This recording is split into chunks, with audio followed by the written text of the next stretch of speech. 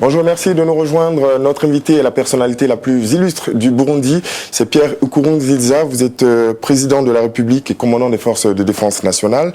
Merci d'avoir accepté notre invitation. Merci beaucoup. Alors, on vous a suivi pendant quelques jours. On a procédé il n'y a pas très longtemps au lancement du programme pavage des communes nord du pays, notamment Cibitoke, Kamenge et je précise également Kinama.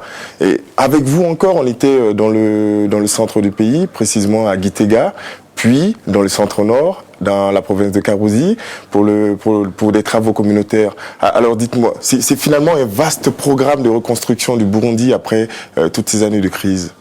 Absolument, c'est un vaste programme de reconstruction que nous avons donc initié avec la mobilisation de toute la population autour de la paix, mais aussi autour des activités de développement communautaire. Cela fait que ce vaste programme qui date des années 2006, maintenant a fait preuve de succès, ce qui fait que même les autres pays, même la communauté internationale vient s'inspirer souvent de ce que nous faisons ici au Burundi et que maintenant, avec le deuxième mandat, nous sommes donc en phase de nous préparer à construire. Donc, on va multiplier par 2 toutes les infrastructures et toutes les actions que nous avons faites depuis 2005. Le Burundi, on le sait, a connu plusieurs années de crise avec en toile de fond des conflits ethniques, une guerre civile. Vous avez été l'un des membres influents de la rébellion au sein des forces de défense pour la démocratie, FDD. Aujourd'hui, est-ce que vous avez un regret d'avoir participé à une rébellion? Quelle a été votre motivation à rejoindre le maquis, Excellence? Bon, vous savez très bien que le Burundi, c'est un pays qui a connu beaucoup de difficultés depuis très longtemps, depuis l'indépendance, mais même avant l'indépendance, avec la colonisation belge, la population burundaise, la société burundaise était divisée en groupes ethniques avec les carcans venus de l'extérieur pour opposer les Burundais entre eux. Cela nous a fait beaucoup de séquelles, à tel enseigne que même après l'indépendance, on a continué à assister à des massacres interethniques et qu'aujourd'hui, nous sommes en phase de dire voilà, nous avons donc essayé d'utiliser notre intelligence et de voir que nous mettons fin à ce cycle de violence. À côté de cela, nous vous disons qu'il y avait un refus de la démocratie dans notre pays, à telle enseigne que chaque fois qu'il y a donc tentative d'organisation des élections, 3 mois, et c'était donc le bain de sang, on assistait au massacre des chefs de l'État, des députés, des ministres. C'était vraiment le chaos, sans oublier les massacres des populations, et d'autres sont partis massivement à l'exil. Maintenant, c'est le retour donc à la démocratie, après presque 40 ans d'expérience et d'échecs, avec beaucoup d'histoires vraiment très douloureuses, mais qu'aujourd'hui, avec notre participation au maquis, c'était juste à cette politique d'exclusion, des politiques de massacre, souvent liées aux ethnies, à la région. Et ce qui fait que maintenant, moi, quand je terminais mes études secondaires, j'étais très apprécié depuis l'école primaire jusqu'à l'université. Je faisais partie des grandes équipes de football, d'athlétisme, de culturel, mais que cela ne me permettait pas d'aller dans les facultés où j'avais donc sollicité. Et par après, j'ai été orienté comme ça à l'université dans un institut d'éducation physique et des sports. Et j'ai été donc parmi les brillants étudiants de l'institut, à telle enseigne que j'étais toujours le premier en classe. Et je bénéficie aussi de la confiance de tous mes amis, de mes camarades d'école et d'université. Et partant, j'étais donc délégué de classe. Mais à la fin des études, j'ai été retenu directement parce que j'ai terminé avec la grande distinction à l'université. Et j'ai été retenu comme assistant. Après donc enseigner 4-5 mois dans une école secondaire. Mais par après, avec la crise de 1993, quand le chef de l'État a été assassiné, et le chef de l'État Ndadaye, juste il y a eu donc une crise grave qui s'est installée dans les communes que vous avez vues là. Tous ces quartiers étaient presque complètement détruits par les massacres, aussi par des affrontements entre les mouvements armés et l'armée. Moi, quand j'enseignais, donc c'était en 1993. 2 ans après, je continuais toujours à enseigner à l'université. Et certains de mes étudiants ont tenté donc de m'éliminer. Et Dieu merci, parce qu'il y a d'autres professeurs qui ont été tués. Moi, j'ai échappé à la mort. Et puis, je suis donc parti directement au maquis et rejoindre les autres qui avaient déjà commencé avec l'honneur 4. Voilà donc pourquoi on est parti sans même dire au revoir à la femme et à la famille. Et je me suis retrouvé avec donc... Et qu'est-ce que vous souhaiterez justement que la jeunesse burundaise retienne de votre passage dans la rébellion armée? Bon, c'est-à-dire que ce qu'on retient, c'est le courage. Il faut avoir le courage et avoir donc un objectif à atteindre. Moi, je suis parti et échapper à la mort, mais pas pour faire la vengeance, mais pour dire, voilà, il faut avoir un objectif, avoir la démocratie dans notre pays et permettre à la population de savourer les dividendes de la démocratie et de la paix. Et voilà maintenant aujourd'hui, ce que nous avons dit au maquis, c'est ce que nous sommes en train de réaliser aujourd'hui. C'est pourquoi je me suis dépensé corps et âme à vivre dans des conditions très difficiles pendant 10 ans de guerre. Et en rébellion, je n'avais pas donc rejoint ma famille. J'étais complètement... J'ai perdu beaucoup de mes amis en termes d'une dizaine de milliers qui sont morts donc, sur le champ de bataille. Jour et nuit, c'était donc enterrer les gens. Et nous avons perdu aussi mes frères et sœurs à cause de la crise. Et tout cela, donc, mais mon père a été aussi assassiné en 72. Tout ça, ce sont des questions de souffrance qu'il faut dominer, avoir donc une détermination à la vie, quand bien même on a des difficultés, avoir un objectif à atteindre. C'est pourquoi moi je suis très fier avec mon courage et puis la retenue, et jusque donc entre les souffrances et les dominer. Et partant donc gagner la confiance de toute la population, y compris même ceux qui étaient donc, je dirais, des ennemis dans l'OTAN. On dit voilà, au moins, et nous voyons quelqu'un qui peut donc contribuer au développement de notre pays. Les résultats pendant ces 5 ans derniers prouvent à suffisance que ce que nous disons quand j'étais professeur à l'université, et ce que nous disons quand on était toujours au maquis, c'est ce que nous sommes en train de réaliser. Et justement, on constate des avancées énormes dans divers secteurs du développement de votre pays. On va s'attaquer tout de suite à la politique de réconciliation qui a été mise en place durant les 3 ans de transition et bien évidemment à la gestion de cette politique de réconciliation. Qu'est-ce qui a été fait concrètement ? Mais vous savez, donc, parfois on parlait de réconciliation, d'unité nationale, parfois sous forme de verbes, tout simplement pour leurrer les gens. Mais nous disons que la bonne réconciliation passe directement par des actions concrètes. C'est pourquoi on a fait donc des actions très vigoureuses, très vraiment courageuses. La décision, par exemple, de renoncer à la guerre et puis dire, voilà, nous rejoignons le processus de négociation et pour nous mettre aux côtés de nos frères et nos ennemis d'hier, pour négocier, dire voilà qu'il y a possibilité de trouver des solutions. Et ils ont vu qu'avec nous, il y a aussi donc la chance de reconstruire le pays. C'est pourquoi on a dit voilà, nous nous mettons à la construction de notre pays. On a formé d'abord l'armée nationale. Donc on a fait la fusion. Toutes les tendances. Selon quel mode? 50% de Hutus, 50% de Tutsis? Oui, c'était donc sur base des principes d'accord d'Arusha, mais aussi des principes d'accord de cessez-le-feu qu'on a signé avec le gouvernement. En 2003? Oui. Et puis, ce qui est très important, c'est que nous sommes venus les premiers à mettre en application, et sans aucun incident jusqu'à aujourd'hui, c'est vraiment l'intégration à l'armée, à la police, où on a donc mis ensemble les anciens ennemis d'hier, et avec succès. Et nous étions toujours, donc, on jouait toujours le rôle d'avant-garde pour la réussite de ce processus. Ce qui fait que maintenant, nous montrons que la réconciliation a commencé à travers l'armée. Et l'armée, ça a été vraiment la clé, parce que même les politiciens utilisaient l'armée pour diviser la population et parfois exclure aussi les autres de l'autre ethnie. Mais aujourd'hui, toutes les tendances, toutes les composantes ethniques et régionales se retrouvent dans l'armée et dans la police. C'est ça la réconciliation réussie. Quand on a une armée réellement nationale, une armée réellement républicaine, tout le monde suit. Parce que la clé de tous les problèmes qu'on a connus, c'était une mauvaise politique, mais on s'appuyait sur l'armée et la police pour mater cela et ceci. Aujourd'hui, nous avons embrayé sur notre pédale en disant, voilà, il faut permettre à la population de savourer les dividendes de la réconciliation. Pas danser et donc se donner de la bière, ça, ce n'est pas ça. On a pris des décisions courageuses. La gratuité de l'enseignement primaire. C'est permettre à tous les enfants qui étaient exclus, même ceux qui n'ont pas été à l'école. Aujourd'hui, vous pouvez aller à l'école primaire, vous trouvez donc quelqu'un qui a 15 ans. Normalement, à 15 ans, on devrait être à l'école secondaire. Mais il y a des gens qui ont commencé la première année étant à 12 ans. Et vous voyez, c'était pour montrer combien la population, ceux qui étaient exclus, avaient maintenant l'engouement d'aller à l'école. Donc il y a eu l'armée, également le gouvernement, qui a subi ce mode de partage du pouvoir aussi, on va le dire, parce que 60% de Hutus, 40% de Tutsis, plus de 30% de femmes à l'Assemblée nationale. Finalement, Arusha semble convaincre tout le monde.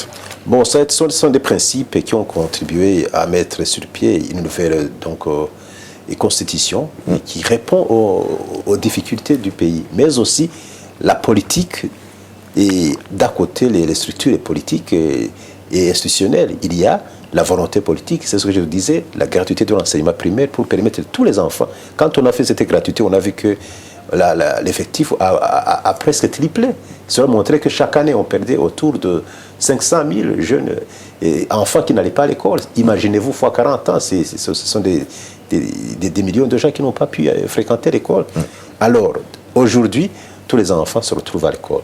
On a pris la gratuité des soins de santé pour les enfants moins de 5 ans, pour les femmes enceintes. C'est pour tout le monde, c'est tout le pays qui en bénéficie. On a aussi pris d'autres mesures courageuses qui ont permis à ceux qui avaient fui le pays de retourner donc dans leur propriété et partager avec les autres qui sont restés sur place. Vous voyez, il y a une dynamique de réconciliation en action et non pas uniquement en parole. Qu'est-ce qu'on fait des conclusions du travail du comité de pilotage tripartite? Bon, nous disons que ça, c'est le fait de l'histoire. L'histoire, donc, nous renseigne que nous devons préparer notre avenir à partir du passé. C'est pourquoi ce comité, donc, essaie de travailler à la société civile, il y a le gouvernement, il y a les Nations Unies. C'est pour voir comment on peut, donc, une fois pour toutes, connaître les grands problèmes que nous avons connus dans le passé et partant, donc, construire une nouvelle, donc, un avenir meilleur. C'est pourquoi nous disons que ce comité, c'est comme une petite équipe de préparatoire qui a rencontré la population, beaucoup de consultations au niveau national, mais qui après vont constituer un rapport que nous allons donc essayer de disséquer et voir ce qui est donc qui peut donc construire donc l'avenir de notre pays. Le retour de la paix donc définitif au Burundi? Et sans doute ça parce que c'est la phase finale pour. Quels en sont les gages? Les gages sont là parce qu'on a déjà les acquis. Les acquis, il y a une armée, on a donc une bonne politique d'ouverture. Au Burundi, on n'avait pas fait d'élections qui permettaient à la survivance des institutions. Aujourd'hui, nous sommes donc en phase de vivre les dividendes de cette paix, de cette démocratie. Je suis élu président de la République pour le 2e mandat. Et alors que dans le temps, il n'y a personne qui, comme le président de la République, qui avait survécu pendant 3 mois. Ça, c'est vraiment, ce sont des signes éloquents qui montrent que nous donnons ce que nous avons. On a la paix, on a la stabilité, on a la démocratie, c'est un bon décollage pour le pays. Vous avez un parcours exceptionnel, vous en parliez tout à l'heure, à 8 ans vous avez perdu votre père, quelques années après vous rejoignez la rébellion, vous intégrez les FDD, vous êtes grièvement blessé, vous êtes accusé, condamné à mort pour avoir posé des mines anti-chars dans les rues de Bujumbura faisant plusieurs dizaines de morts, puis amnistié en 2003, vous retrouvez président en 2005. Bon, je dis que le passé était donc jonché d'injustice sociale, d'injustice au niveau du fonctionnement de l'État. Nous disons que c'est surtout tous ces parcours montrent que la population burundaise avait trop souffert. Moi, je vous dis par exemple, imaginez-vous, en 1972, on a condamné plus de 300 000 personnes à mort. Comme ça, une justice collective et sans base juridique, on a condamné tout le monde a été exécuté. 300 000.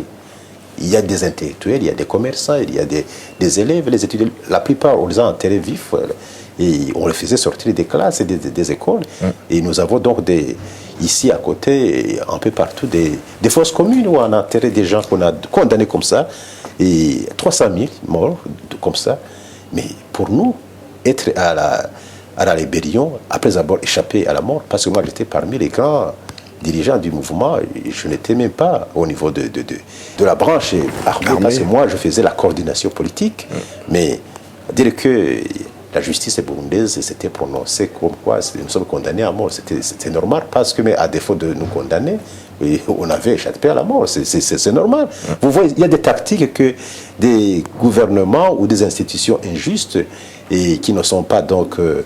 et qui ne travaillent pas dans un contexte tout à fait démocratique, parce que je dis que nous condamner à mort, ça c'est rien du tout pour nous, parce qu'il y a bien d'autres qui ont été condamnés à mort, exécutés. Moi, j'étais en train de combattre, c'est pourquoi même au retour, je n'ai pas été amnistié moi, non, parce que c'était là, politiquement, on a dit voilà, il y a le non-dit sur notre politique, il faut donc qu'il y ait une commission vérité et réconciliation. Je pense très bien même que ceux qui ont, par exemple, tranché, fait donc une telle sentence, donc le moment venu, n'hésite pas souvent de dire, voilà, on était sous pression de la politique, des gens qui disaient, voilà, faites ceci pour disqualifier psychologiquement cette personne qui était en train donc, de nous combattre. C'était comme ça. parce que la justice était unidirectionnelle, une justice d'exclusion, où il y avait une bonne partie de la population, la majorité de la population n'avait pas de droit. Vous avez aboli aujourd'hui la loi de la peine de mort? Oui, absolument. On a enlevé donc la peine de mort, mais tout en sachant qu'il y a beaucoup de réformes que nous avons initiées au niveau de la justice. Ils ont accepté. Ils ont accepté qu'il y avait l'exclusion au niveau de la justice, au niveau de l'armée, au niveau de l'administration, ce qui fait que maintenant, tout ce que nous sommes en train de faire, des réformes en profondeur au niveau de la justice, au niveau de l'armée, au niveau de l'administration, c'est ça la bonne gouvernance qui avait manqué. Et ils ont accepté cet art qu'il faut les corriger en disant voilà, vous avez fait même des justices donc expéditives à l'endroit des peuples innocents, vous les avez donc massacrés comme ça, livrés à l'armée, quand bien même quelqu'un est condamné à mort, mais condamné 300 000 morts à la fois, et qui sont enterrés donc, dans des fosses communes, c'est exécutés même à l'insu de tout le monde. Nous, on ne connaît pas où sont enterrés nos pères. Vous savez, c'est ça qui montre que c'était la justice qui faisait donc la loi, et comme ça, et puis on livrait les gens à la mort, c'est l'armée qui exécutait. Vous voyez, donc c'est une période très, très, très difficile. C'est pourquoi on a dit, voilà, si vous allez même visiter l'histoire de notre pays, vous ne trouverez nulle part où c'est écrit, où sont donc les gens qui sont tués en 72, en 65, en 62, en 93, rien du tout. C'est pourquoi nous avons dit, il faut même réécrire l'histoire de notre pays, parce que c'est vraiment beaucoup de choses qui sont cachées, qui ne sont pas dites.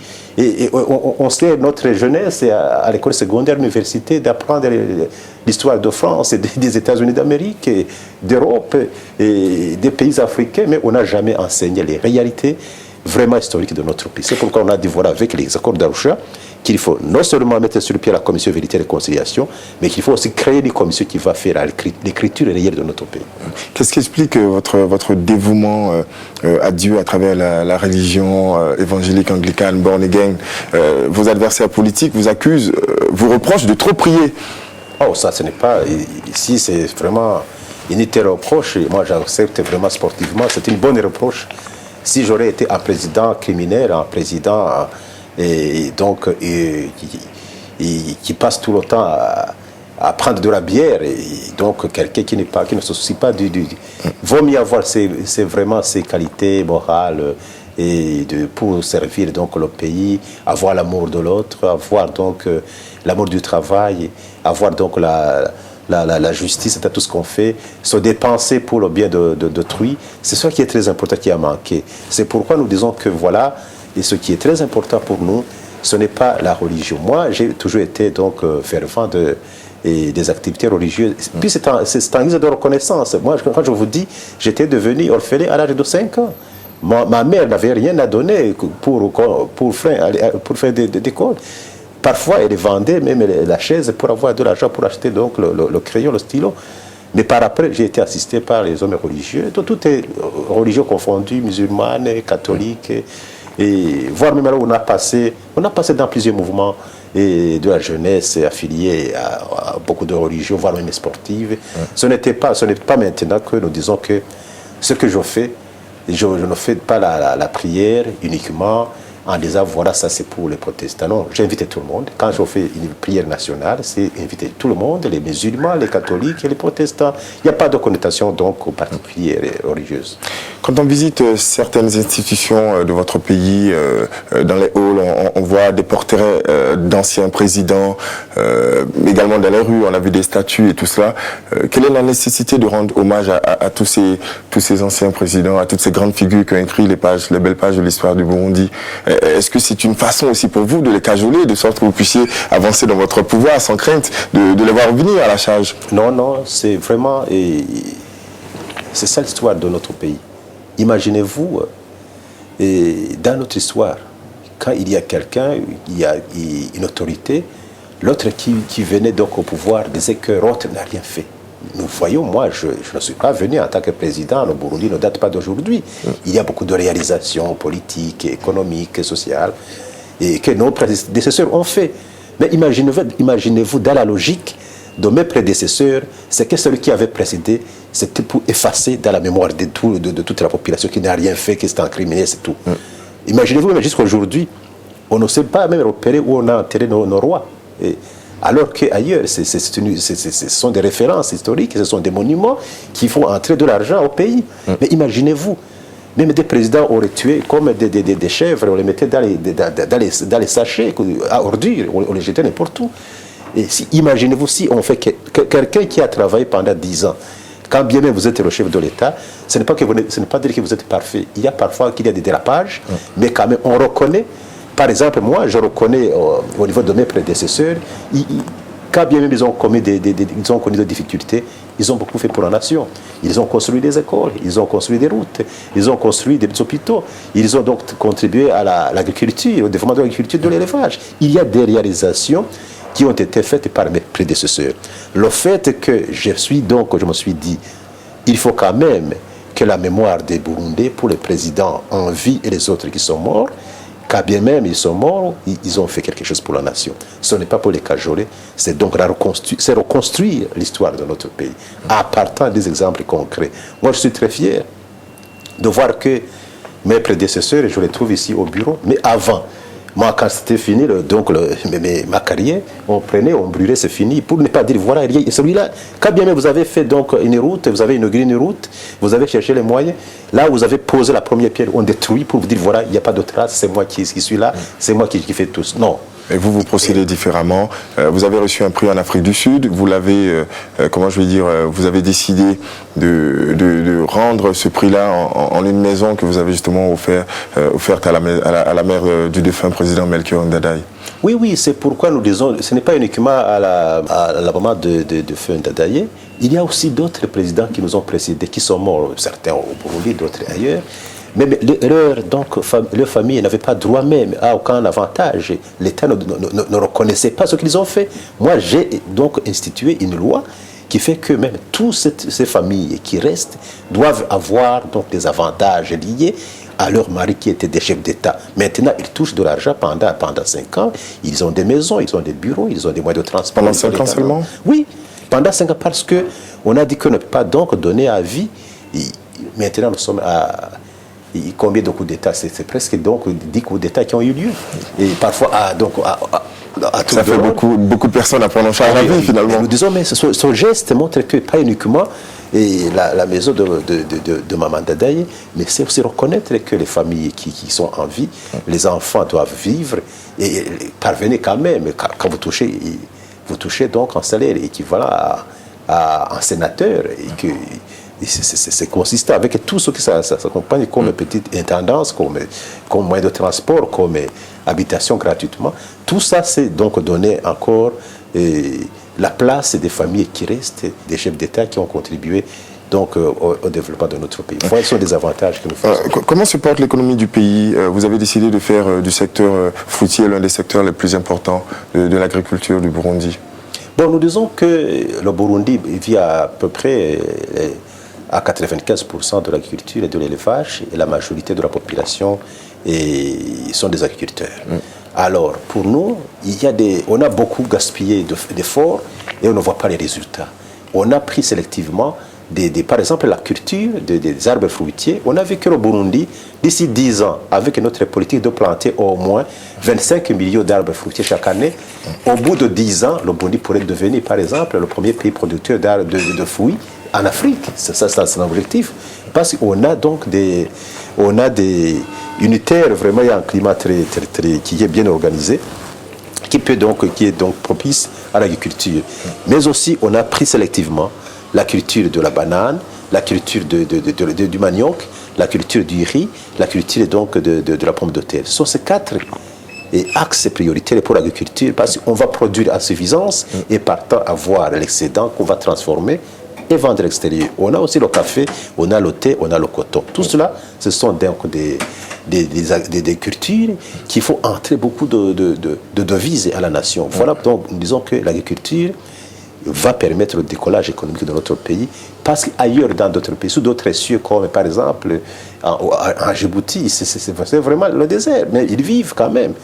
Alors, quand ils ont des moyens financiers, ils vont envoyer donc des devises et puis nous vendons nos cafés, nous vendons nos thés, nous vendons nos pommes de terre, nos fruits là-bas. C'est donc pour vous dire que nous sommes là pour conquérir aussi le marché avec l'agriculture et l'élevage. Pierre Nkuruziza, le Burundi a décidé de faire partie de l'East African Community. Quelles en sont les opportunités et les avantages pour votre pays? Absolument, le Burundi a adhéré à la communauté est-africaine. C'est vraiment un tremplin. C'est un tremplin pour le développement. Ce n'est pas dire que le Burundi va tirer profit de son adhésion. Est-ce qu'il n'y a pas un souci d'être phagocyté par les autres économies un peu plus fortes, comme l'économie du Kenya par exemple? Non, nous disons que l'Union fait la force. Quand l'Union européenne a commencé, la Belgique était vraiment plus faible que les autres. Mais maintenant, c'est le centre de toutes les affaires politiques et économiques.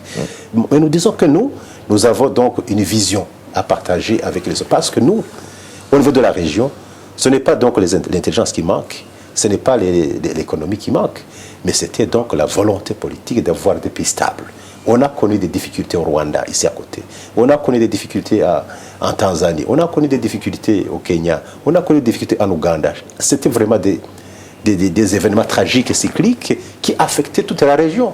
Nous, ce que nous disons maintenant, il faut se mettre ensemble d'abord pour dire voilà, plus jamais ça. Il faut que nos armées se mettent ensemble pour sécuriser toute la région et puis l'économie va suivre. Parce qu'on a vu les économies qui sont écroulées.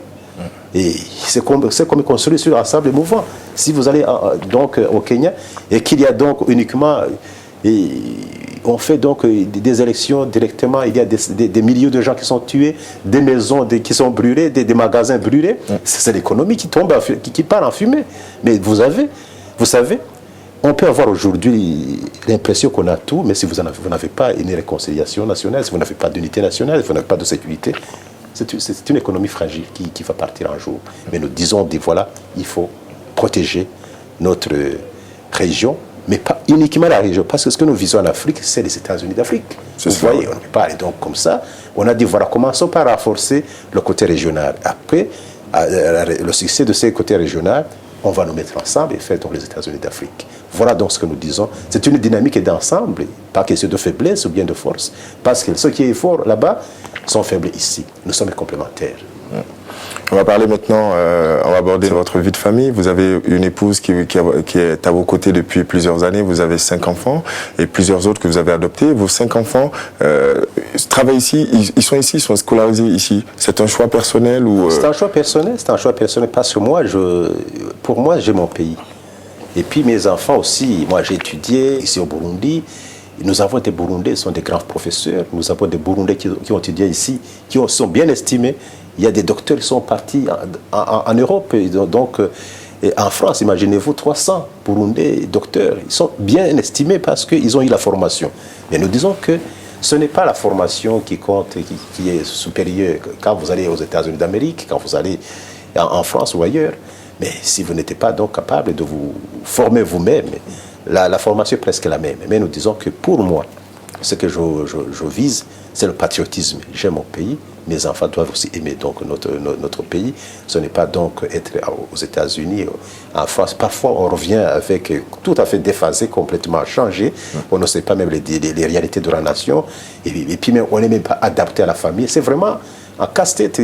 Imaginez-vous quand vous envoyez votre enfant à l'étranger et qu'au retour, il ne se met pas donc causer avec la grand-mère. C'est vraiment pire. Ça, ce n'est pas la vie. Il y a une cassure. Moi, ce que je vise, c'est la cohésion de ma famille jusqu'à donc à l'éternité. On va parler sport. Vous aimez beaucoup le football. Vous êtes pratiquant de football au sein d'une équipe de foot. Les Messagers, vous m'avez dit. Bon, je joue dans mon équipe que j'appelle Alléluia. Alléluia, d'accord. L'Académie Alléluia FC. C'est une équipe vraiment qui est très reconnue au Burundi. Parfois même, nous faisons des matchs à l'extérieur, au Rwanda. J'ai aussi joué en Gambie. Bon, je vous dis que parmi mes prédilections, c'est le sport. Depuis vous continuez de jouer au foot? Et je continue. Pas uniquement le foot, je fais aussi le vélo. Mais vous avez vu, vous avez donc été en Ngozi, peut-être à Gitega. Parfois, je venais donc à vélo de Gitega. Je viens à vélo de Ngozi jusqu'ici à Bujumbura, c'est-à-dire autour de 120 km à vélo. Et je fais aussi la natation. Et j'aime aussi faire donc la marche. Vous voyez donc, moi, ma vie de sportif m'a beaucoup aidé à être sociable, à avoir de l'estime au niveau de la jeunesse et au niveau de la population. Parce que, loin de faire du sport, moi, j'utilise le sport comme un outil de rassembler les gens, d'avoir la bonne santé, mais aussi de mobiliser la population autour de la joie, mais aussi après on se met ensemble. Quand je joue, par exemple, avec la population, elle vient assister au match. Et quand je demande, voilà, c'est la première fois, il dit, voilà, c'est la première fois que nous voyons un président de la République. Et vos adversaires, est-ce qu'ils n'ont pas peur de vous... Non, il n'y a pas de cadeau. Donc quand je joue, c'est vraiment du sérieux. Et parfois même, je tombe par terre, et puis il n'y a pas de souci, quoi. Je dis, moi, j'ai été sportif, j'ai été donc joueur depuis l'école primaire, secondaire, l'université.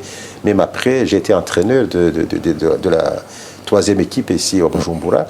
Ce qui fait que donc ma vie sportive contribue énormément aussi à la réussite de ma carrière politique. Quel est votre mot de fin? Bon, je dis que dans la vie, il faut être endurant. Et la vie, ce n'est pas donc une fin en soi. C'est un combat de tous les jours. Combat pas uniquement à la politique. La vie, c'est question de combat. Pour vivre, il faut combattre, il faut travailler. Quand vous vous donnez pour travailler, pour avoir du salaire, c'est un combat. Quand vous allez jouer pour avoir des amis qui vont vous aider à être ensemble dans une association de production, c'est un combat. Il faut toujours avoir à l'esprit que la vie, c'est une lutte continuelle. Nous disons que à tous ceux qui nous écoutent, que nous sommes là pour combattre tous les jours. Pas uniquement combattre, ce n'est pas avec les armes. Mais la vie, il faut travailler durement. Quand vous allez à l'école, ce n'est pas donc aller s'asseoir. Quand vous allez donc faire de la culture de manioc, ce n'est pas vous asseoir. Quand vous faites la culture de la banane, ce n'est pas aller vous asseoir. Quand vous voulez avoir donc un prix Nobel, tout comme un prix à l'athlétisme, il faut trimer. C'est un combat. Ce n'est pas, il y a des gens qui perdent les pieds quand ils font le cyclisme. Il y a les gens qui font des accidents quand ils font la course automobile, qui font des accidents. C'est un combat de tous les jours. Et quand vous allez à l'armée, c'est un combat de tous les jours. Quand vous allez à la police, partout, il faut être donc prêt à affronter les difficultés de la vie. Mais l'essentiel, c'est avoir un objectif et il faut réussir. Excellence, on va aborder le niveau sécuritaire. Moi, j'ai pratiquement fait la route de Gitega à Bujumbura, c'est plus d'une centaine de kilomètres la nuit. La sécurité n'est pas forcément ce qui se dit. Il y a une bonne sécurité ici dans votre pays, contrairement à ce qui se raconte. Bon, je vous dis que en tant qu'être humain, ce qui se dit à travers les médias, à travers Internet, ça c'est de la politique, ce n'est pas de la réalité. La politique, mais aussi qui n'est pas constructive, et parce qu'il y a des gens qui font la politique pour détruire, parce que gérer la cité, si vous n'êtes pas là pour gérer la cité, je vais la détruire. Mais nous disons que ce qui se dit sur le Burundi, c'est tout à fait le contraire de ce qui existe. Je vous dis que précédemment, il y avait beaucoup de choses sur l'Internet. On disait, voilà, le Burundi va s'enflamber, les Burundais sont incapables d'organiser les élections, les militaires et les policiers burundais sont incapables de sécuriser le processus, mais aujourd'hui même, avant même de faire les élections, en 2005, on avait réussi, c'est l'armée et la police qui avaient sécurisé, et tout le monde était là, et avec donc l'envoi de nos troupes à l'extérieur pour aider donc en Somalie, pour aider et au Tchad, pour aider donc le Soudan. On dit ce qu'on a, vraiment. Le Burundi est vraiment en période de paix. La sécurité, c'est une affaire de tout le monde. Il y a des cas que nous observons en France, aux États-Unis, en Allemagne. La sécurité, c'est une affaire de tous les jours. C'est pourquoi nous mobilisons la population à faire face à des problèmes de maintien de la sécurité. Mais la paix, on l'a déjà. Vous êtes un homme d'exception dont l'humilité rime et rivalise d'ardeur justement avec votre courage pour le développement de votre pays. Petero Nkurunziza, murakoze. Murakoze cyane, merci beaucoup. Merci de nous avoir suivis et à très bientôt sur LMTV.